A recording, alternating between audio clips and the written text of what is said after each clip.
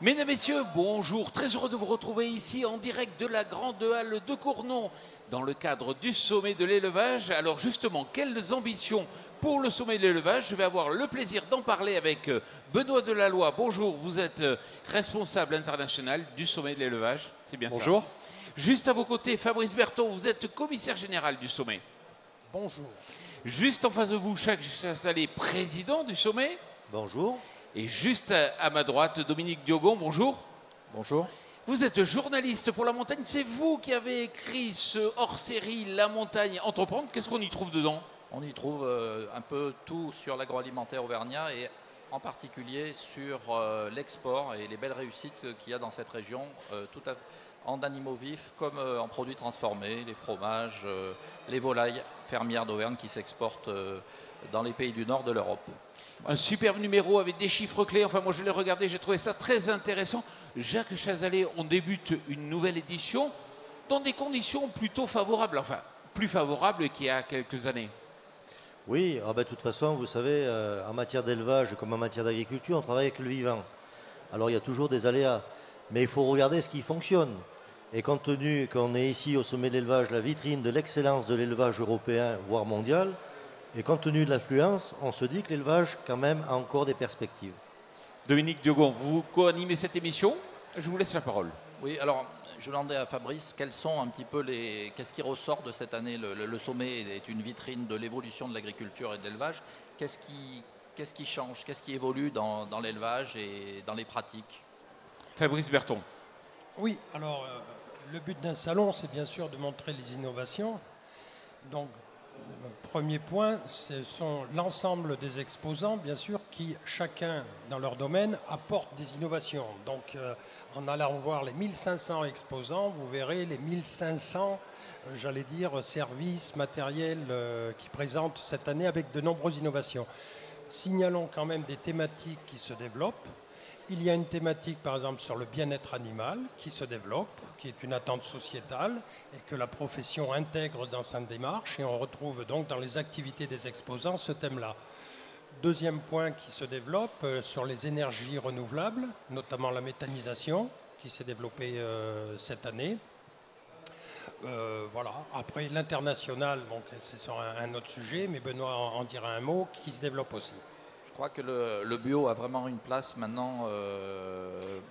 Également, oui, excusez-moi, hein, bien sûr, le bio qui se développe. Donc, voilà. Alors, il n'y a pas un secteur bio en tant que tel au sommet de l'élevage, mais de nombreuses enseignes ont développé, je pense par exemple à l'aliment du bétail, où il y a quelques années, il pouvait y avoir que de l'aliment conventionnel et très peu de firmes avaient une gamme bio. Maintenant, quasiment toutes les firmes proposent une gamme bio aussi. Une autre tendance aussi qu'on constate, c'est le développement de la transformation à la ferme, avec le développement des circuits courts. C'est un secteur qui a appelé à se développer à l'avenir dans le sommet. Complètement. Alors déjà, on a quelques fournisseurs présents, mais là, vous touchez du doigt une des perspectives que l'on développera dans les prochaines éditions. La transformation à la ferme, puisque dans notre région, notamment toute la région Rhône-Alpes, par exemple, il y a une dynamique très forte dans ce domaine-là. Et les startups, puisque effectivement, vous accueillez 14-15 startups avec des... Oui, 14-15 qui sont réunis à un point précis, mais d'autres qui sont aussi dans le salon. Donc là, je ne vous dirai pas toutes les thématiques, mais bon, ça fait partie aussi de notre mission d'accueillir ces nouvelles initiatives. Alors, vous avez parlé du bien-être. C'est vrai que les véganes, les antispécistes avaient mis un point d'honneur à être présents aussi? Oui, bon, c'est une démarche qui existe, personne ne le nie. Bon, il ne faut pas non plus y donner plus d'importance que ça n'a. Donc les véganes avaient décidé de venir au sommet de l'élevage.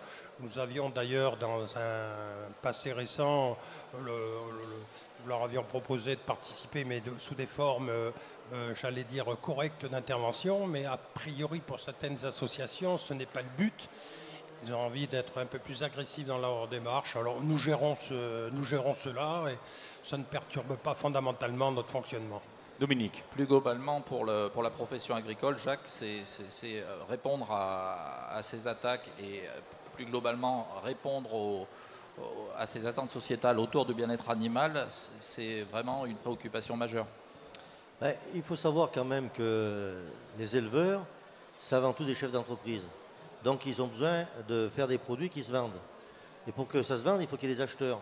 Donc dans la mesure où les acheteurs, effectivement, ont de nouvelles exigences et ont des évolutions, et qui aussi, en termes de comportement, mais en termes de pouvoir d'achat, les éleveurs s'adaptent. Bon, vous avez parlé du bio tout à l'heure. Aujourd'hui, le bio est banalisé au sommet de l'élevage. Au départ, on a commencé, on avait un petit espace. Maintenant, tout le monde parle du bio. Il s'en fait, comme l'a souligné Fabrice, tous les exposants. Donc, la problématique du bien-être animal, et bien sûr, ça a été pris en compte. Mais ce qu'il faut faire quand même une différence fondamentale, c'est qu'il y a une problématique du bien-être animal et du bien-être des éleveurs. Et puis, il y a des gens qui considèrent que ce n'est pas le problème du bien-être animal, c'est le problème du spécisme.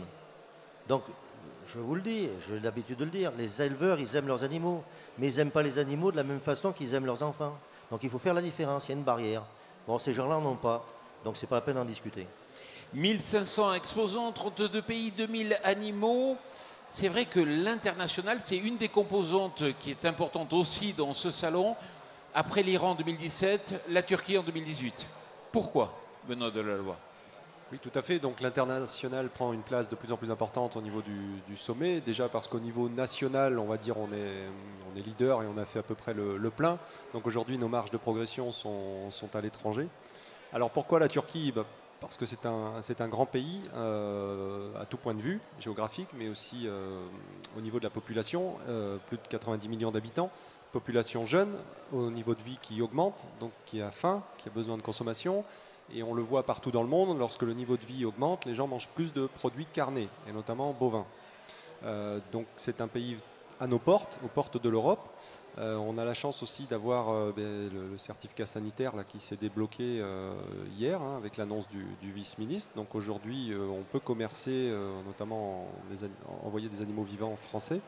Et l'avantage aussi avec la Turquie, c'est qu'ils veulent nos animaux français. Parce qu'il y a beaucoup de pays qui en auraient besoin, mais en tout cas les Turcs, nos races sont très appréciées des Turcs. Donc là, il y a un double objectif, on va dire. Enfin, c'est vraiment gagnant-gagnant. Nous, on est prêts à leur envoyer des animaux et eux les souhaitent. Donc c'est un pays vraiment très prometteur. Alors, outre l'aspect un petit peu politique et protocolaire, donc avec un stand, la venue du ministre de l'Agriculture, du vice-ministre, etc., il faut bien insister sur le fait qu'il y a près de 150 professionnels turcs qui se sont inscrits pour venir au sommet et à mon avis, ils ne sont pas venus faire du tourisme. Dominique ? Quelles sont, hormis la Turquie, les grandes tendances de cette année en termes de visiteurs étrangers ? Il y a toujours beaucoup de visiteurs européens, mais dans les pays hors Europe, quelles sont les grandes tendances ? Oui, donc effectivement, l'Europe restera toujours le premier pourvoyeur de visiteurs étrangers, c'est normal, ils viennent de plus proches, en voiture, en car, etc. Ensuite, notre deuxième cercle, on va dire, d'influence vont être les pays d'Europe de l'Est. On a notamment près de 150 Polonais qui sont là cette année. On a beaucoup de Roumains, dont le secrétaire d'État à l'agriculture, qui vient pour la 3e fois quand même. Donc là aussi, c'est qu'il y a un intérêt, il ne vient pas pour rien. On a quelques Russes, Ukrainiens. Donc ça, voilà, tout ce qui est, on va dire, Europe de l'Est, Europe centrale, sera le deuxième cercle. Ensuite, le pourtour méditerranéen, donc on l'a vu avec la Turquie, les pays du Maghreb, beaucoup d'Algériens aussi. Et ensuite, c'est un peu plus disparate, il y aura l'Afrique noire, qui aura de vrais besoins, mais là il y a d'autres soucis administratifs avec le problème des visas, donc là ils ont beaucoup de mal à venir en France. Et après, on va dire l'Amérique du Nord et du Sud qui commence un petit peu à venir, mais bon, ça reste quand même très, très marginal par rapport à l'Europe au sens large. Le sommet de l'élevage, c'est un budget de 5-6 millions d'euros, je ne sais pas combien, mais qui a beaucoup de retombées locales, régionales. Oui, donc ça c'est. Vous avez évoqué le budget direct d'organisation. Au total, c'est après, on estime, c'est des chiffres qui datent depuis 2 ans, à 60 millions les retombées indirectes, dont 12 millions d'euros concernant l'hébergement dans notre région. 12 millions aussi pour tout ce qui est logistique, transport, voilà. Donc on est fiers en tant qu'événement agricole de montrer que on irrigue quand même, le sommet de l'élevage irrigue l'économie locale, notamment dans le domaine du tourisme, hôtellerie, restauration. Dominique ? Oui. Qu'est-ce que va apporter la construction de la deuxième halle à horizon 2021 dans ce panorama global? Ça va nous amener de la qualité et de la quantité. De la qualité puisque ça sera un deuxième bâtiment en dur qui va se substituer à des structures chapiteaux qu'on utilise à l'heure actuelle. Et ça va nous donner une capacité supplémentaire d'accueil parce que en même temps, parallèlement à la construction de la deuxième halle, il y aura aussi des surfaces extérieures supplémentaires, un plateau extérieur qui va s'agrandir. Et aussi, on va travailler sur des capacités de parking supplémentaires. Donc, ça nous permettra de continuer le développement quantitatif et qualitatif de notre événement. Et le passage à 4 jours est plus que jamais... C'est une hypothèse envisagée qui se discutera bien sûr avec l'ensemble des exposants. Mais c'est une hypothèse fortement envisagée. Les avantages seraient de lisser l'affluence sur 4 jours. Oui, de la lisser, mais en même temps de l'augmenter. Oui. Hein. Et également, ça nous permettrait d'accueillir d'autres types d'animations. À l'heure actuelle, vous voyez, toute la programmation des concours d'animaux et des conférences sur 3 jours, nous sommes, comme on dit, au taquet. Donc pour avoir des marges, proposer des nouvelles animations, des nouvelles conférences, il nous faut avoir du temps disponible. Le ministre de l'Agriculture vient demain, le ministre de la Cohésion des Territoires aussi. Jacques Chazalet, vous allez faire visiter un peu ce salon. Votre objectif, c'est passer la barre des 100 000 visiteurs? Oui, bien sûr, et ça ne dépend pas du ministre. Vous nous avez parlé des ministres. Effectivement, le ministre de l'Agriculture vient demain. Bon, il va prendre un peu de temps. Je trouve regrettable qu'il ne fasse pas la conférence sur la présentation des états généraux de l'alimentation au milieu des acteurs. C'est bien d'aller dans une ferme, mais tous les acteurs économiques qui mettent en œuvre les états généraux de l'alimentation sont au sommet de l'élevage. Les seuls qui ne sont pas et qui auraient pu aller voir, ce sont la grande distribution. Il aurait dû aller chez M. Leclerc. Pour le reste, il aurait dû rester au sommet de l'élevage. C'est un peu dommage. C'est vrai que c'est regrettable, je suis d'accord avec vous. Bon, les 100 000 visiteurs, on y croit alors. Ça a bien parti. Aujourd'hui, il y a quand même beaucoup de monde. On va voir, on va le faire. Bon, on va y arriver. Merci beaucoup, messieurs. On peut retrouver donc toutes ces émissions sur votre site www.sommet-élevage.fr. Messieurs, merci beaucoup. Dominique Diogon, merci beaucoup. Merci.